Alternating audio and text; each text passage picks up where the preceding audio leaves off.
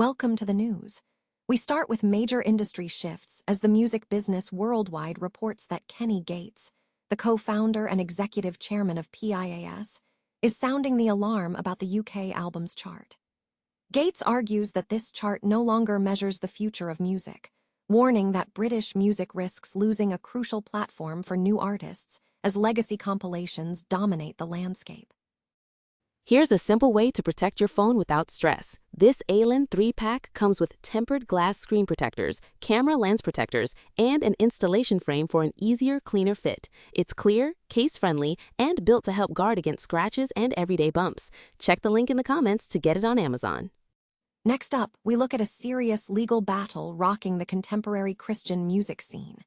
Wes Campbell, co-founder and manager of Newsboys, has filed a massive defamation and antitrust complaint against major players including World Vision and the Roy's Report, alleging a conspiracy to destroy his band's career.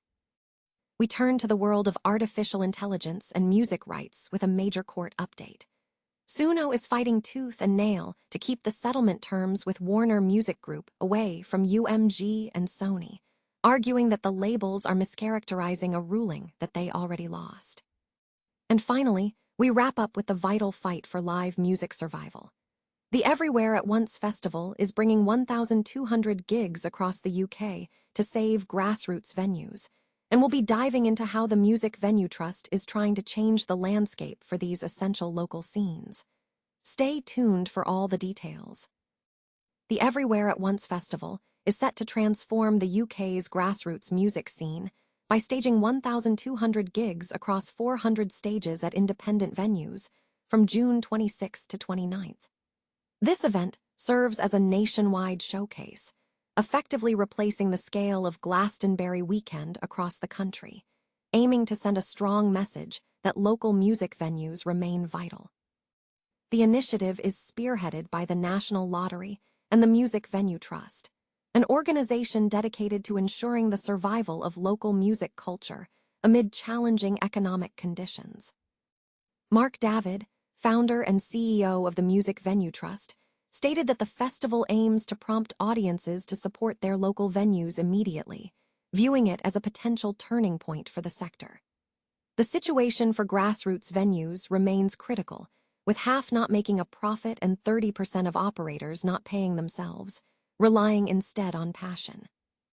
However, the rate of closures has significantly decreased, dropping from 125 in 2023 to just 9 the previous year. To support these venues, measures are being implemented, including a voluntary levy asking for £1 from ticket sales at venues with capacity over 5,000 to aid smaller venues, though uptake has been slow.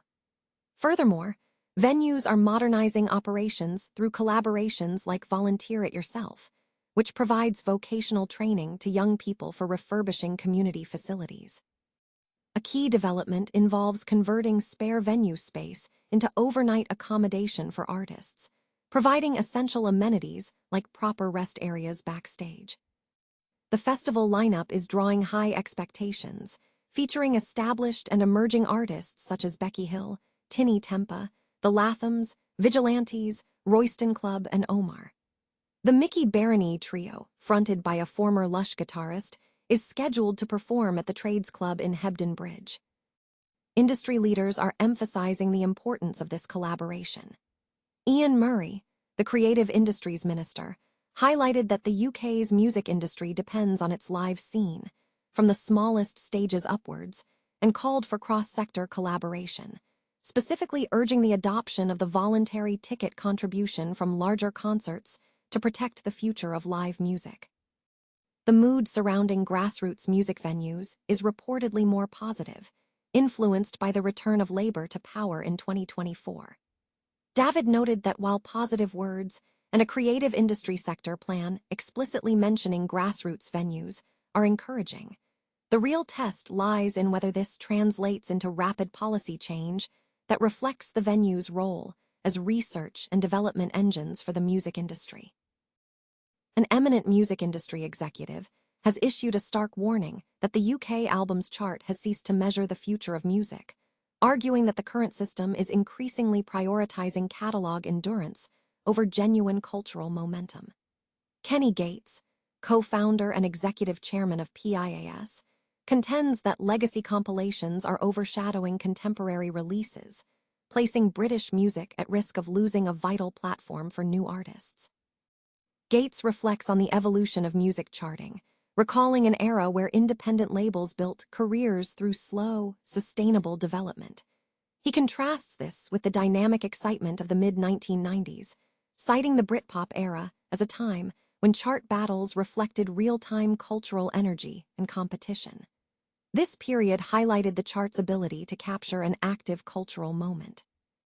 However, Gates points to a critical shift driven by chart methodology. He highlights the impact of catalog compilations, specifically citing the release of a Michael Jackson Greatest Hits compilation, which, under current official charts company rules, can compete directly with brand new studio albums because streaming consumption is converted into album-equivalent sales indefinitely. Gates argues that this structure gives compilation albums a significant advantage, as they benefit from decades of embedded cultural familiarity and passive streaming. This dynamic creates a credibility problem. The chart is no longer reflecting current artistic innovation, but rather an archive of legacy. He questions what the chart is truly measuring when dominated by acts like Fleetwood Mac, Queen, ABBA, and Michael Jackson, suggesting it measures commercial power of nostalgia rather than future momentum. The consequences for emerging artists are severe. A top 10 placement once signified a career-defining breakthrough. Now, contemporary artists risk being sidelined by catalog albums with multiple commercial life cycles.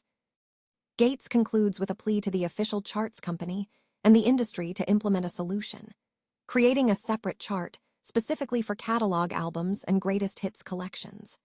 This would allow contemporary artists to compete on a level playing field in the main albums chart, ensuring that the UK albums chart continues to function as a living cultural document celebrating the future of music, rather than simply replaying the past. A major legal battle is shaking the contemporary Christian music industry following a defamation and antitrust lawsuit filed by Wes Campbell, co-founder and manager of the band Newsboys. In a 276-page complaint filed on April 20, Campbell accused major industry players of conspiring to dismantle his and the band's careers, naming entities including the charity World Vision and the investigative publication The Roys Report, led by Julie Roys. The dispute centers on a series of events from 2014 and 2025. The Roys Report published an article in the summer of 2025 alleging sexual misconduct against Newsboys lead singer Michael Tate. The report cited testimony from 3 individuals claiming Tate had inappropriately touched them. Following the publication, Tate stated on Instagram that he was living 2 distinctly different lives, expressing shame over his choices while acknowledging the substance of the accusations. 9 days later, another article in the Roys Report featured a claim from a woman who worked with the band, alleging that Tate had drugged her tequila shot during a 2014 tour and that a lighting technician, Matthew Brewer, raped her in a hotel room in Fargo, North Dakota. The article claimed police reports and video corroborated the account, and further alleged that Steve Campbell, Wes Campbell's brother and tour manager, covered up the assault. These allegations led to significant fallout, with several Christian radio stations dropping Newsboys from their playlists. The band did not publicly comment until April 28, when their Instagram account announced the lawsuit, stating they had chosen not to comment beyond the filing on legal advice. The lawsuit alleges that the narrative surrounding the 2014 incident, which was initially described as a consensual liaison, morphed into a story of rape. Campbell's complaint argues this is part of an anti-competitive battle involving his companies and a Dutch venture capital hedge fund named Waterland. The suit claims Waterland, which reportedly acquired nearly 80% of the contemporary Christian music concert industry market share, used confidential information to secure a lucrative deal with World Vision, allegedly diverting funds intended for artists. The complaint further asserts that Waterland and its associates sought to eliminate Campbell, thriving Christian advocates, and Newsboys from the competitive market because they were an irritant to their monopoly. The suit contends that the alleged victim possessed minimal qualifications, but provided damaging information about Newsboys and Wes Campbell. The complaint alleges that Waterland was aware of the damaging article, dubbed the Fargo fabrication, and orchestrated a whispering campaign against the band. Campbell's legal team argues that the story published by the Roy's report was false, asserting that the alleged rape was consensual, a claim contradicted by the police report cited in the complaint. The lawsuit seeks $50 million in compensatory damages related to the thwarted Waterland deal, alongside other damages, claiming the defendants' actions have destroyed Campbell, the band, their families, and their ministries. An ongoing legal battle has intensified as the AI startup Suno challenges major music labels, Universal Music Group, UMG, and Sony Music Entertainment, over access to a settlement agreement reached between Suno and Warner Music Group. A federal magistrate recently blocked the labels from obtaining these terms, a ruling that Suno is now contesting by arguing the labels are mischaracterizing the judicial decision. U.S. Magistrate Judge Paul Levinson, in an April 6 discovery ruling, denied UMG and Sony's request to examine the specifics of Suno's settlement with Warner Music, a former co-plaintiff in the lawsuit. The magistrate stated that the relevance of such information was marginal and that the potential for chilling future settlements was high, noting that litigation settlements have limited bearing on characterizing intellectual property markets. Suno responded to the label's objection to the ruling on May 4, asserting that the label's challenge is an attempt to relitigate a dispute they previously lost. Suno's legal team argued that the settlement terms are not indicative of market rates, as such deals are influenced by litigation fears rather than open market dynamics. Suno emphasized that demanding the full terms would compromise settlement dynamics and threaten to chill future agreements. The dispute stems from a settlement reached in November 2025 between Warner Music and Suno, which included Suno acquiring the live music platform Songkick from Warner Music and a go-forward license for Suno to use Warner's copyrighted sound recordings as training data for its AI models. UMG and Sony argued that the agreement was more than just a settlement, citing the go-forward license as evidence of a forward-looking commercial arrangement. They contended that the licensing fee reflected the value of potential future license fees Suno avoided by training its models without authorization, and that the agreement revealed Suno's intent regarding future removal of recordings from training data. Suno countered that the label's argument confirms their goal is to obtain the agreement for a purpose for which they are barred by Rule 408, rendering their relevance claims speculative.